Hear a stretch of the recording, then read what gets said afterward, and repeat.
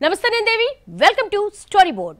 Maoist ఉద్యమం అంతమైపోయినట్టుగా అందరూ భావిస్తున్నారా? కానీ అడవుల్లో ఆదివాసీలతో మమేకమైపోయిన మావోయిస్టులు అంత తేలిగ్గా అంతమైపోయినట్టుగా అనుకోవడానికి వీలేదు. అరిచే గొంతులు మూగబోలేదు. ఇప్పుడున్నది తాత్కాలిక నిశ్శబ్దమేనా? పూర్తిగా నక్సలిజం ముగియలేదా? చారిత్రక పరిణామాలే అందుకు నిదర్శనమా? శాంతి చర్చలే తప్ప యుద్ధానికి ముగింపు లేదా? నక్సల్ బరిలో ఉద్యమం పుట్టింది. ఉత్తరాంధ్రలో పీపుల్స్ వార్గా ఎగసిపడింది. కానీ తెలంగాణలో, అందులోనూ ఖమ్మంలో నక్సలిజం పతాక స్థాయికి చేరింది. 5.5 దశాబ్దాల్లో ఎందరో కమాండర్లు చనిపోయారు. 1970లో నాటి హోమ్ మినిస్టర్ జలగం వెంగళరావు టైంలో నక్సలైట్లను ఊచకోత కోశారు. స్వయంగా ఆయనే ప్రకటించారు కూడా. ఇక నక్సలిజం అడ్రస్ లేదని, కానీ సిరిసిల్లలో ఉద్యమం ఉనికి చాటుకుంది. అందుకే మావోయిస్టు పోరుకు విరామాలే తప్ప విరమణ సాధ్యం కాదు. అడవుల్లో తుపాకులు ఇంకా గర్జిస్తూనే ఉన్నాయా? అరిచే గొంతులు మూగబోలేదా? నక్సలైట్ ఉద్యమం అంతం కాలేదా? విరామమే తప్ప విరమణ కాదా? హిడ్మా లాంటి కమాండర్ల మృతితో యుద్ధం ముగియలేదా? ఎప్పటికైనా చర్చలే సమస్యకు పరిష్కారమా? ఎన్కౌంటర్లు, సరెండర్లు, అరెస్టులు, ఉద్యమానికి ఊపిరి లాంటి హిడ్మా వంటి కమాండర్ల మరణాలు, క్యాడర్ను నిత్యం చైతన్యం చేసే మల్లోజుల, ఆసెన్న వంటి నాయకుల లొంగుబాట్లు, దుర్భేద్యమైన అబూజ్మడ్ దండకారణ్యం వదిలి కర్రెగుట్టలు ఖాళీ చేసి ఛత్తీస్గఢ్, మహారాష్ట్ర, మధ్యప్రదేశ్, తెలంగాణలను దాటుకుని చివరికి ఏపీలో తలదాచుకునేందుకు ప్రయత్నించి అరెస్టులు, అంతా అయిపోయింది. నక్సల్ బరిలో మొదలై దండకారణ్యంలో ముగుస్తోంది అంటూ ఎన్నో విశ్లేషణలు, వాదనలు, ప్రకటనలు. ఇక మావోయిస్టు ఉద్యమం అంతమైందని, 2026 టార్గెట్కు ముందే కేంద్రం సాధించేసిందని, మావోయిస్టు రహిత భారతం ఆవిష్కారమైందన్న వాదోపవాదాలు సాగాయి. కానీ 1969 నుంచి నేటి వరకు ఒక్కసారి చరిత్ర పేజీలను తిరగేస్తే అంతం సులువు కాదని అర్థమవుతుంది. ముగిసిందని అనుకునేలోపు నక్సలిజం అలజడి అడవిలో ఎక్కడో చోట తిరిగి మొదలవుతుంది. మళ్లీ ప్రజాప్రభుత్వం వర్సెస్ మావోయిస్టులుగా మారిపోతుందని చారిత్రక పరిణామాలు నిష్ఠూర సత్యాలై ఘోషిస్తున్నాయి. అందుకు తాజా ఉదాహరణ ఛత్తీస్గఢ్, బీజాపూర్లో జరిగిన ఎదురుకాల్పులు. పోలీస్ బలగాలు, మావోయిస్టుల తూటాలు, 7 మావోయిస్టులతో పాటు 2 పోలీసుల మరణాలు. మావోయిస్ట్ కమాండర్ హిడ్మా మరణంతో మావోయిస్టు ఉద్యమం అంతమైపోయిందని అందరూ భావిస్తున్నారు. కానీ అడవుల్లో ఆదివాసీలతో మమేకమైన మావోయిస్టులు అంత తేలిగ్గా అంతమైపోయినట్టు అనుకోవద్దు. అరిచే గొంతులు మూగబోలేదు. ఇప్పుడు ఉన్నది తాత్కాలిక నిశ్శబ్దమే తప్ప పూర్తిగా నక్సలిజం అంతమైపోయిందని భావించలేం. ఎందుకంటే 5.5 దశాబ్దాల్లో అనేక భీకర ఎన్కౌంటర్లు జరిగాయి. నక్సలైట్ అగ్రనాయకులు చనిపోయారు.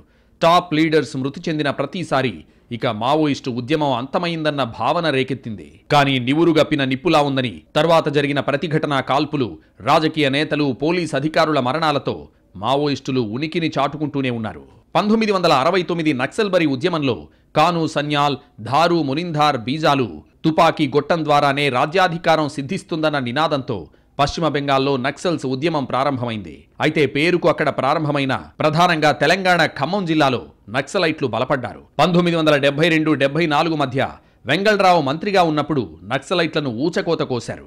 పోలీసులు అగ్రెసివ్గా ప్రతిస్పందించారు. ఫేక్ ఎన్కౌంటర్లు అనే మాట అప్పుడే బాగా ప్రాచుర్యంలోకి వచ్చింది. నక్సలైట్ల టాప్ కమాండర్లు చనిపోయారు. ఏపీలో నక్సలిజం ఉద్యమాన్ని ఉరికించిన కీలక నాయకుల్లో ఒకడైన వి సత్యనారాయణను ఎన్కౌంటర్ చేశారు. వి సత్యనారాయణ మృతితో ఇక రాష్ట్రంలో నక్సలిజం అంతమైందని నాటి హోంమంత్రి జలగం వెంగళరావు ప్రకటించారు. కానీ 1978 నాటికి మళ్లీ సిరిసిల్ల నుంచి నక్సలిజం ఉద్యమం ఊపిరిలూదుకుంది. 1981న శ్రీకాకుళంలో పీపుల్స్ వార్గా మరో పూర్తిస్థాయి ఉద్యమం ప్రారంభమైంది. తెలంగాణలోనే ఉవ్వెత్తున ఎగసిపడింది. అప్పట్లో జరిగిన బయ్యారం ఎన్కౌంటర్ నక్సల్స్ ఉద్యమ ఉనికిని చాటింది. ఆ తర్వాత మిగతా ఎన్కౌంటర్లు, పరస్పర కాల్పులు దశాబ్దాలుగా కొనసాగుతూనే ఉన్నాయి. ఎంతో మంది రాజకీయ నాయకులను నక్సల్స్ పొట్టనబెట్టుకున్నారు. హయగ్రీవాచారి, దుద్దిళ్ల శ్రీపాదరావు, రగ్యా నాయక్, మల్హల్ రావు, అప్పటి హోంమంత్రి మాధవరెడ్డి, ఇలా ఎంతో మంది రాజకీయ నాయకులను నక్సల్స్ బలి తీసుకున్నారు. పరదేశీ నాయుడు, వ్యాస్, ఉమేష్ చంద్రతో పాటు ఎందరో అధికారులను బలి తీసుకున్నారు. చివరికి నక్సల్స్ ఉద్యమం పోలీస్ నక్సల్స్ యుద్ధంగా మారిపోయింది. కొన్నాళ్ల పాటు అది కేవలం పోలీస్ నక్సల్స్ 1-to-1 వార్గా మారిపోయింది. నక్సల్స్ కూడా ఎంతో మంది పెద్ద నాయకులను కోల్పోయారు. అయితే ఒకానొక సమయంలో అంతర్జాతీయ తీవ్రవాదులు ఎల్టీటీఈ, ఉల్పా లాంటి సంస్థలతో కూడా సంబంధాలు పెట్టుకుని అధునాతన ఆయుధాలు సంపాదించారు. 2003 ఆగస్టు 6న అలిపిరిలో ఏకంగా అప్పటి ముఖ్యమంత్రి చంద్రబాబునే టార్గెట్ చేశారు. అప్పటి దాడి నుంచి చంద్రబాబు బయటపడ్డారు. 2005లో రాజశేఖర్ రెడ్డి సీఎంగా ఉన్నప్పుడు మావోయిస్టులతో చర్చలు జరపడం ఒక చారిత్రాత్మక ఘట్టం. అలాగే అడవిలో ఆయుధాలు వదిలి ఒక ప్రజాప్రభుత్వంలో మావోయిస్టులు చర్చలకొచ్చారు. మళ్లీ ఆ చర్చలు విఫలమై యుద్ధం మొదలైంది. నక్సలైట్లు మావోయిస్టులుగా మారారు. అయితే కాలక్రమేణా కేంద్రం మావోయిస్టులను పూర్తిగా ఏరివేయాలన్న సంకల్పంతో బలగాలతో పూర్తిగా ఏరివేత మొదలుపెట్టింది. ఆ క్రమంలో పుట్టుకొచ్చిందే గ్రేహౌండ్స్ బలగాలు. ఆ ఏరివేతలో భాగంగానే హిడ్మా లాంటి వారు చనిపోయారు. అయితే పూర్తిగా మావోయిస్టు ఉద్యమం అంతరించిపోయిందని, నక్సలైట్లు అంతరించిపోయారని అనుకోవడానికి లేదు. ఇదో విరామంగానే నక్సలైట్లు చూస్తున్నారు. ఇంకా జరుగుతున్న వరుస ఘటనలు చూస్తే ఉద్యమం మూలాలు అంతరించిపోలేదు. మావోయిస్టుల కార్యకలాపాలు తాత్కాలికంగా బ్రేక్ పడ్డాయే తప్ప పూర్తిగా అంతరించిపోలేదని అర్థమవుతోంది. చరిత్రలో నమోదైన మావోయిస్టుల ఉత్థాన పతనాలే ఆ భావనకు బలాన్నిస్తున్నాయి. శ్రీకాకుళంలో పీపుల్స్ వార్గా మరో పూర్తిస్థాయి ఉద్యమం ప్రారంభమైన తెలంగాణలోనే ఉవ్వెత్తునెగిసిపడింది. అప్పట్లో జరిగిన బయ్యారం ఎన్కౌంటర్ నక్సల్స్ ఉనికిని చాటింది. చివరికి అన్నల పోరు పోలీస్ వర్సెస్ నక్సల్స్ యుద్ధంగా మారిపోయింది. ఉద్దాన పతనాలు చూసిన మావోయిస్టు సంగ్రామం తిరిగి లేవడానికి కారణం దానికున్న బలమైన మూలాలే. భారతదేశంలో మావోయిస్టు ఉద్యమానికి బలమైన మూలాలున్నాయి. మొదట్లో ప్రజల మద్దతు కూడా దండిగానే ఉంది. ఉద్యమం కొన్ని విజయాలు కూడా సాధించింది. మావోయిస్టులు హింస మాత్రమే చేశారనే విమర్శ ఉంది. కానీ స్థానికంగా చాలా సమస్యలు పరిష్కారమయ్యాయి కూడా. కానీ క్రమంగా ఉద్యమం దారి తప్పడం, మూలాలను వదిలేయడం, టాప్ లీడర్లు చనిపోవడం లేదంటే లొంగిపోవడం వంటి ఘటనలు అనేకం జరిగినా కాస్త విరామం ఇచ్చి మళ్లీ ఎక్కడో మొదలైంది. ఇప్పుడు కూడా అలాంటి నిశ్శబ్దమే ఉందనేవారున్నారు. ఎందుకంటే ఆదివాసీలతో మావోయిస్టుల బంధం అంత సులభంగా విడదీయడానికి వీల్లేదనడానికి ఎన్నో ఉదాహరణలు. తాజాగా ఛత్తీస్గఢ్ అంబికాపూర్లో జరిగిన పోరే అందుకు నిదర్శనం. బొగ్గు గనుల విస్తరణకు వ్యతిరేకంగా ఆందోళనకు దిగిన ఆదివాసీలు పోలీసులపై తిరగబడ్డారు. పోలీసులపై రాళ్లు రువారు. ఆదివాసీల్లో వేళ్లూనుకున్న మావోయిస్టు భావజాలమే వారిని ఇంతగా తెగించేందుకు పురిగొల్పిందనడంలో ఎలాంటి సందేహం లేదు. నక్సలిజాన్ని ఎప్పటికప్పుడు బతికిస్తున్నది అదేనా అనే చర్చ ఎప్పటికప్పుడు జరుగుతూనే ఉంటుంది. ఎందుకంటే నక్సలిజం మూలాలు అంత బలంగా ఉన్నాయనడానికి ఎన్నో ఉదంతాలు. భూస్వాములు పెత్తందార్ల అరాచకాలపై పోరుబాటగా మొదలైంది అన్నల సాయుధ పోరు. 1960వ దశకం చివర్లో నక్సల్బరీ మేఘం తొలిసారి గర్జించింది. దేశానికి స్వాతంత్రం వచ్చి అప్పటికి 20 ఏళ్లు. స్వాతంత్ర ఫలాల పట్ల జనం పెట్టుకున్న ఆశలు నెరవేరలేదు. ఒకవైపు ఆహార కొరత, మరోవైపు నిరుద్యోగం, రాజకీయాల్లో అవినీతి వేళ్లూనుకుంది. అధికార కాంగ్రెస్కు విపక్ష కమ్యూనిస్టులకు తేడా లేకుండా పోయింది. స్వతంత్ర భారతదేశంలో తొలితరం విద్యావంతులు తీవ్ర అసంతృప్తికి గురయ్యారు. దీని ఫలితమే నక్సలైట్ ఉద్యమం. మరో మాటలో చెప్పాలంటే మేధావులు రూపొందించిన రైతాంగ ఉద్యమం. నక్సల్ ఉద్యమం పుట్టినిల్లు పశ్చిమ బెంగాల్ అయినప్పటికీ దానికి సిసలైన మెట్టినిల్లు ఆంధ్రప్రదేశే. శ్రీకాకుళం, జగిత్యాల పోరాటాల స్ఫూర్తితో దేశమంతా విస్తరించింది. ఉమ్మడి ఆంధ్రప్రదేశ్లో పీపుల్స్ వార్ గ్రూప్ ఏర్పాటుతో నక్సలైట్ కార్యకలాపాలు ఊపందుకున్నాయి. కొండపల్లి సీతారామయ్య నేతృత్వంలో ఏర్పడిన పీపుల్స్ వార్ గ్రూప్ మొదట ఆంధ్రాకే పరిమితమైంది. జగిత్యాల జైత్రయాత్ర తర్వాత వరంగల్ కేంద్రంగా తెలంగాణలో కూడా వేళ్లూనుకుంది. ముఖ్యంగా ఖమ్మంలో అన్నలకు కంచుకోటలున్నాయి. నక్సలైట్లు అడవుల్లో పోరాడుతుంటే వారికి వెన్నుదన్నుగా అనుబంధ సంఘాలు కీలక పాత్ర పోషించాయి. ఓవైపు యూనివర్సిటీల్లో సైద్ధాంతిక నేపథ్యం ఉన్న వాళ్ల అండదండలు, మరోవైపు విద్యార్థి సంఘాల చురుకైన పాత్రతో క్యాడర్ రిక్రూట్మెంట్ కూడా సులభంగా జరిగిపోయింది. ఒక ఉద్యమంగా ఎన్ని విమర్శలు ఎదుర్కొన్నా నక్సలైట్లు సాధించిన విజయాలను కూడా పూర్తిగా విస్మరించలేం. ఒకప్పుడు గ్రామాల్లో భూస్వాములు, దొరల ఆగడాలు నిత్యకృత్యం. బెత్తం ఉన్నవారిదే రాజ్యమైంది. గ్రామాల్లో భూస్వాముల ఆగడాలని నియంత్రించడంలో తెలంగాణ లాంటి ప్రాంతాల్లో దొరల దౌర్జన్యాలను ఎదిరించే శక్తి సామాన్యులకు అందించడంలో నక్సలైట్ ఉద్యమం పాత్ర కాదనలేనిది. దళితులపై దాడులకు నాడు పెత్తందార్లు భయపడ్డారంటే కారణం నక్సలైట్ల తుపాకే. ఇక గిరిజనులకు వారి అడవిని కాపాడే ప్రయత్నంలో ఎంతమంది నక్సలైట్లు చనిపోయారో లెక్కేలేదు. ఈ పోరాటంతోనే ఒక దశలో అబూజ్మడ్ అడవుల్లో అన్నల రాజ్యమే నడిచింది. అటవీ ప్రాంతాల్లో సమాంతర పాలన సాగించారు మావోయిస్టులు. క్రాంతికారి జనతన్ సర్కార్ పేరుతో దండకారణ్యం చుట్టుపక్కల ప్రాంతాలను పూర్తిగా గుప్పిట్లో పెట్టుకున్నారు. బీహార్, ఝార్ఖండ్, బెంగాల్తో సహా కేరళ, తమిళనాడు, కర్ణాటక ట్రై జంక్షన్లోనే కాక పశ్చిమ కనుమలు మొత్తంగా ఉద్యమం విస్తరించింది. పంజాబ్, హర్యానా లాంటి రాష్ట్రాల్లో మైదాన ప్రాంత ఉద్యమాలు కూడా తీవ్రతరం చేసింది మావోయిస్ట్ పార్టీ. అయితే పార్లమెంటరీ ప్రజాస్వామ్య వ్యవస్థను తొలి నుంచి వ్యతిరేకించిన మావోయిస్టులు జనతన్ సర్కార్ పాలనను ఆదర్శంగా నిలపలేకపోయారు. ఇది కూడా ఆదివాసీలు, గిరిజనుల్లో మావోయిస్టులపై భ్రమలు తొలగిపోవడానికి కారణమైంది.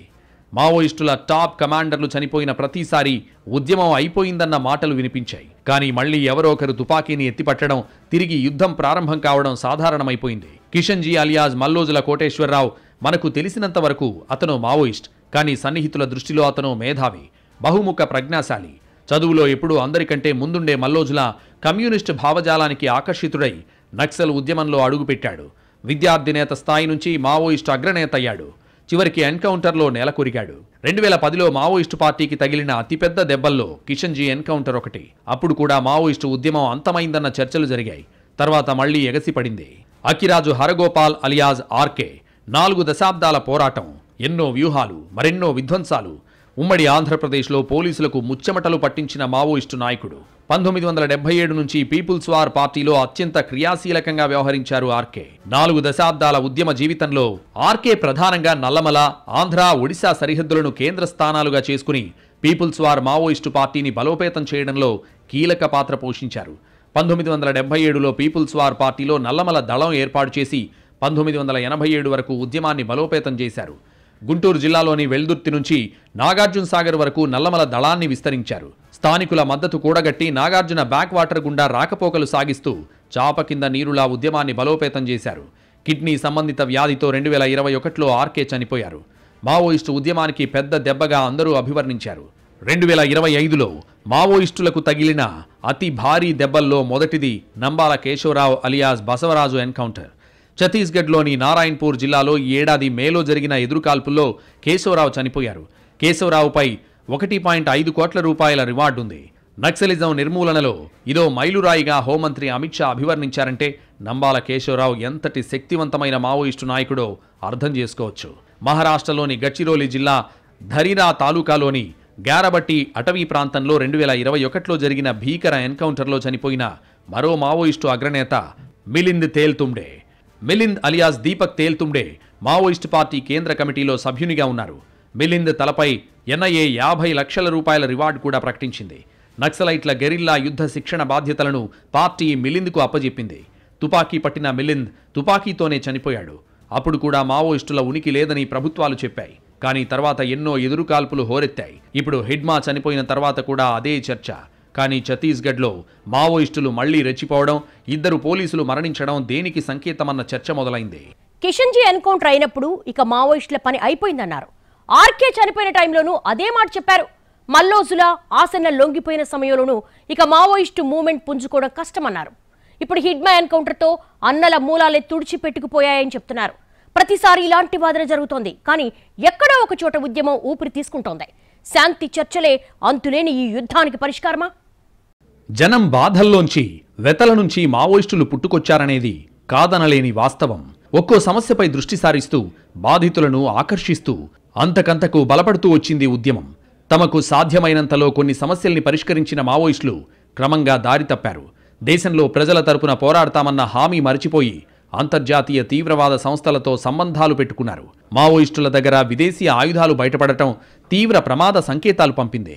మావోయిస్టులు దేశానికి పరిమితమైనంతకాలం ఈ సమస్యను శాంతి భద్రతల కోణంలో కాకుండా సామాజిక కోణంలో చూడాలనే డిమాండ్లకు బలం ఇచ్చింది. ఈ డిమాండ్కు తలొగ్గే ప్రభుత్వాలు కూడా మావోయిస్టులపై మరీ కఠినంగా వ్యవహరించడానికి తటపటాయించేవి. కానీ రెడ్ కారిడార్ ప్రకటన మావోయిస్టుల్ని డిఫెన్స్లో పడేస్తే ప్రభుత్వాలకు అనుకోని అవకాశం ఇచ్చింది. మొదట్లో పోలీస్ స్టేషన్లు, ఆయుధాగారాలపై మెరుపుదాడులు చేసి ఆయుధాలు సమకూర్చుకున్న మావోయిస్టులు ఆ తర్వాత ఉగ్రవాదుల నుంచి ఆయుధాల కొనుగోలు మొదలుపెట్టారు. చివరకు ఈశాన్య రాష్ట్రాల్లోని ఉగ్రవాదులు నేపాల్ మావోయిస్టులతో బాగా సన్నిహిత సంబంధాలు పెట్టుకున్నారు. దీంతో ఇంకా ఉపేక్షిస్తే దేశ భద్రతకే పెను ప్రమాదమని ప్రభుత్వాలు బలమైన వాదన తెరపైకి తెచ్చాయి. దీన్ని తిప్పికొట్టడానికి మావోయిస్టు సానుభూతిపరులకు సరైన ప్రాతిపదిక లేకుండా పోయింది. రెడ్ కారిడార్ ప్రకటన ఉద్దేశమేంటో ప్రభుత్వం చెప్పేస్తుంటే తమ ఉద్దేశాన్ని మావోయిస్టులు సూటిగా చెప్పలేకపోయారు. దానివల్ల ప్రజలకు ఎలాంటి ఉపయోగమో కూడా కన్విన్స్ చేయలేకపోయారు. దీంతో ఇక మావోయిస్టులపై ఆశలు పెట్టుకోవడం అనవసరమని వారికి పట్టున్న ప్రాంతాల్లో కూడా ప్రజలు అనుకోవడం మొదలైంది. ఇదే సమయంలో ఇన్ఫార్మర్ల పేరుతో గిరిజనుల్ని, ఆదివాసీల్ని హత్యలు చేయడం కూడా మావోయిస్టులపై వ్యతిరేకతకు దారితీసింది. బలగాలు తమను వేటాడుతుంటే ప్రతిగా అమాయక ప్రజల్ని ఇన్ఫార్మర్ల నెపంతో హత్య చేయడమేంటనే ప్రశ్నలకు సమాధానం రాలేదు. ఓవైపు మార్చి 31 నాటికి మావోయిస్టు ఫ్రీ ఇండియా కోసం కేంద్రం వేగంగా పనిచేస్తోంది. అందుకు తగ్గట్టుగా బలగాలు అన్ని అడవుల్ని జల్లెడు పడుతున్నాయి. మావోయిస్టుల అనుపానులు పక్కాగా తెలుసుకుని మరీ కూంబింగ్ చేస్తున్నాయి. మరోవైపు మావోయిస్టులు కూడా అంతే మొండిగా కొత్త షెల్టర్ జోన్ల కోసం అన్వేషిస్తున్నారు. ఏ కాస్త ఆధారం దొరికినా మళ్లీ ఉద్యమాన్ని పునర్నిర్మించొచ్చనే గుడ్డి నమ్మకంతో కదులుతున్నారు. ఆదివాసీలు ఇప్పటికీ అన్నలనే నమ్ముతున్నారు. అడవులను గుప్పిట పట్టి తమకు ఆవాసం లేకుండా చేస్తారన్న భయంతోనే ఉన్నారు. మైనింగ్ పేరుతో తమ గూడును చెదరగొడతారని ఇప్పటికీ టెన్షన్ పడుతున్నారు. ఛత్తీస్గఢ్ అంబికాపూర్లో తలెత్తిన ఉద్రిక్తతే అందుకు బలాన్నిస్తోంది. బొగ్గు గనుల విస్తరణకు వ్యతిరేకంగా ఆదివాసీల ఆందోళనకు దిగారు. బొగ్గు తవ్వకాల్ని అడ్డుకునే ప్రయత్నం చేశారు ఆందోళనకారులు. అయితే పోలీసులు లాఠీచార్జ్ చేయడంతో ఆదివాసీలు తిరగబడ్డారు. పోలీసులపై రాళ్లు రువ్వారు. రాళ్ల దాడిలో 40 మంది పోలీసులకు గాయాలయ్యాయి. ఆదివాసీలను అదుపు చేయడానికి టియర్ గ్యాస్ ప్రయోగించారు పోలీసులు.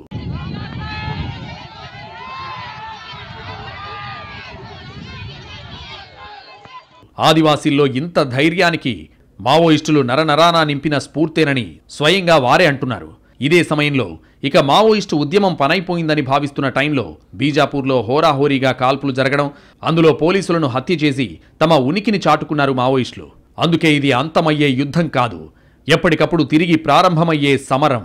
మావోయిస్టుల సమస్యకు పరిష్కారం కాల్పులు కాదు, శాంతి చర్చలే. ఎప్పటికైనా చర్చల ద్వారానే ఈ యుద్ధం ముగుస్తుంది.